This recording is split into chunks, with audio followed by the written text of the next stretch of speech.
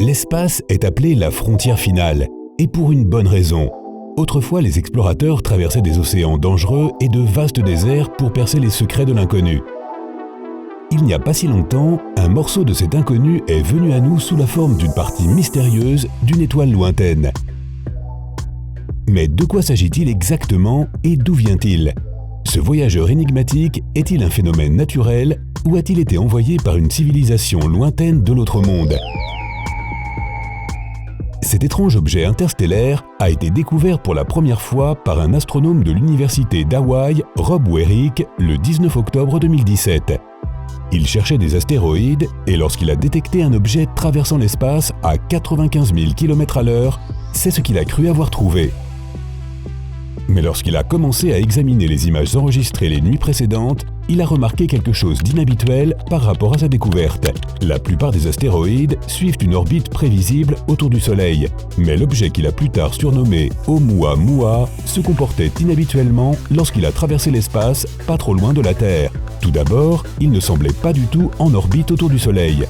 En fait, les chercheurs ont découvert que d'après la trajectoire d'Oumuamua, l'objet provenait de quelque part au-delà du système solaire et qu'il ne faisait que passer à travers en se dirigeant vers d'autres destinations inconnues.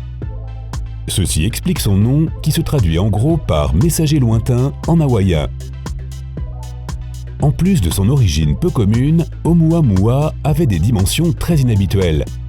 Alors que la plupart des astéroïdes et des comètes ont tendance à être ronds ou du moins elliptiques, l'objet rougeâtre en forme de cylindre mesurait environ 400 mètres de long sur seulement 120 mètres de large. Oumuamua a non seulement survécu à une rencontre extrêmement rapprochée avec le Soleil, avec des températures de plus de 300 degrés Celsius, mais il semblait accélérer en cours de route.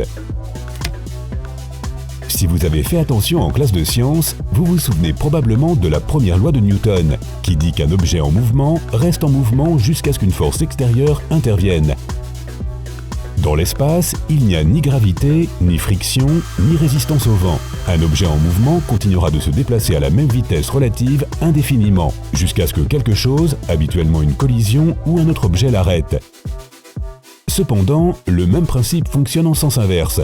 Un objet en mouvement ne devrait pas commencer à accélérer à moins que quelque chose ne se mette à le faire avancer.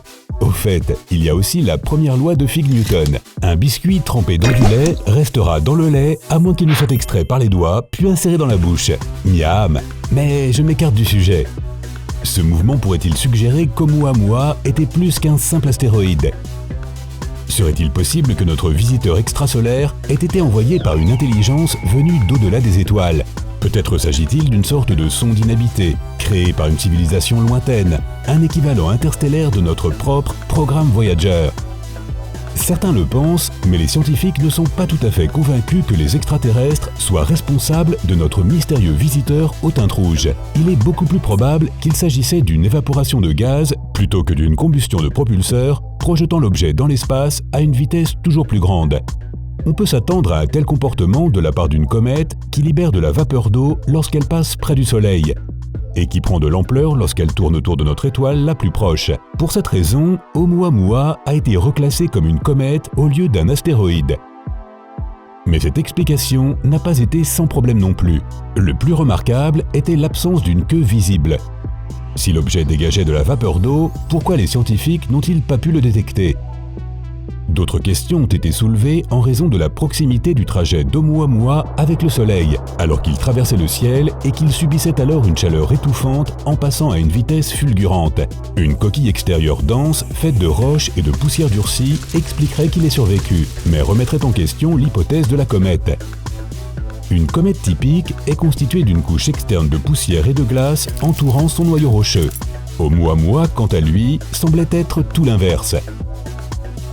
Alors, si ce n'est pas une comète, qu'est-ce que c'est? Et pourquoi se comporte-t-il donc presque comme une comète? Si c'est une comète, où est sa queue et pourquoi semble-t-il être à l'envers? L'explication la plus probable est donc qu'Oumuamua était une comète, et ce que nous voyons, ce sont les restes de son noyau rocheux après qu'il se soit débarrassé de la plupart de la glace d'eau qui le recouvrait. il devrait encore rester un peu de glace pour qu'Oumuamua accélère comme il l'a fait. Mais si la couche est trop mince, elle pourrait ne pas libérer suffisamment de poussière et de vapeur pour que la queue soit détectable, même à l'aide des télescopes les plus avancés de la Terre. Bien que cela puisse résoudre l'un des plus grands mystères d'Oumuamua, il soulève la question de savoir comment l'objet s'est formé. Pour répondre à cette question, nous devons d'abord examiner d'où il vient. Les astronomes pensent qu'Oumuamua est originaire de quelque part près de l'étoile Vega, dans la constellation Lyra, une collection d'étoiles en forme d'aigle visible dans les hémisphères nord et sud. C'est donc le tout premier objet interstellaire détecté traversant notre système solaire. Ces grands voyageurs de l'espace sont probablement assez fréquents. La NASA estime qu'on traverse le système solaire au moins une fois par an, mais qu'Oumuamua est le premier objet suffisamment grand et proche pour que les astronomes puissent le détecter depuis la Terre. Cette seule chose suffirait à attirer l'attention de tous les astronomes de la planète, même sans les autres particularités d'Oumuamua. Bien qu'il soit impossible de le confirmer à 100%, les astronomes croient qu'Oumuamua n'est probablement qu'un petit fragment d'une planète détruite dans un événement cataclysmique. Aïe! Les scénarios les plus probables sont que sa création résulte de la collision de deux planètes ou de la déchirure d'une seule planète par les forces gravitationnelles lorsqu'elle passe trop près d'une étoile proche. Dans ce dernier cas, le coupable le plus probable serait une naine rouge, un objet de la taille de Jupiter extrêmement dense qui orbite souvent autour d'étoiles plus massives. Après sa création violente et relativement récente, Oumuamua a été envoyé en tourbillonnant d'un bout à l'autre du cosmos. Au cours de son voyage de 300 000 ans, l'objet a été bombardé de rayons cosmiques. Cuite dans les rayons d'une galaxie d'étoiles, la couche extérieure de roches et de poussière a commencé à durcir. Un peu comme un graissin géant dans le plus grand four de l'univers. Maintenant, je commence à avoir faim. C'est grâce à cette enveloppe extérieure dure qu'Oumuamua a réussi à survivre à sa rencontre étroite avec le Soleil et à poursuivre son voyage dans l'espace.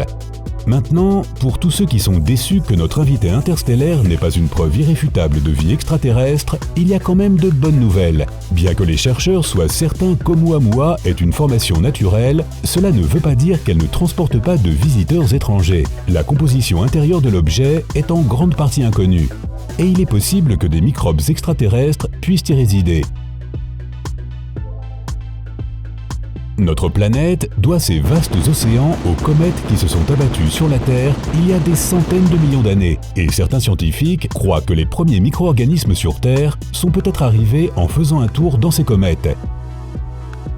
Il est possible que des formes de vie unicellulaires puissent survivre congelées à l'intérieur d'Oumuamua, protégées des radiations nocives par la coquille épaisse, rocheuse et externe de l'objet.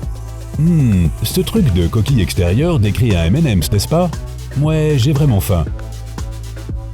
Bien qu'il n'y ait aucun moyen de savoir avec certitude si c'est le cas, il est agréable de croire que dans quelques milliards d'années, Oumuamua pourrait être l'origine d'une civilisation entièrement nouvelle quelque part dans les étoiles.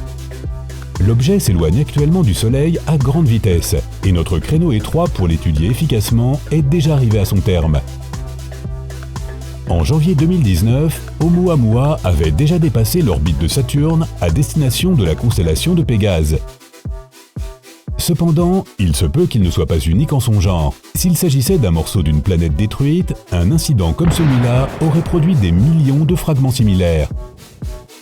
Compte tenu de la taille de la galaxie, il pourrait y en avoir des milliers de milliards, et les progrès technologiques récents pourraient nous aider à localiser des objets similaires dans l'avenir. Depuis 2007, un nouvel observatoire a été mis en place dans les montagnes du nord du Chili. La pièce maîtresse de cette installation sera le tout nouveau grand télescope synoptique d'étude. Cet énorme appareil, à la fine pointe de la technologie, permettra de capturer des images du ciel nocturne avec une résolution très élevée, comme jamais auparavant, ce qui permettra aux astronomes d'analyser des astéroïdes et d'autres objets qui auraient été trop petits ou trop éloignés pour être détectés avec la technologie antérieure.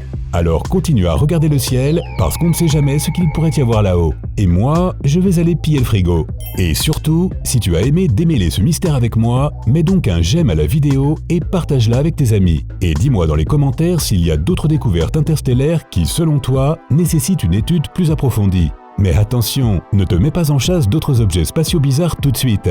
Nous avons encore plus de 2000 vidéos sympas à te faire découvrir. Tout ce que tu as à faire est de choisir la vidéo de gauche ou de droite, cliquer dessus et bien t'amuser. Prends la vie du côté sympa.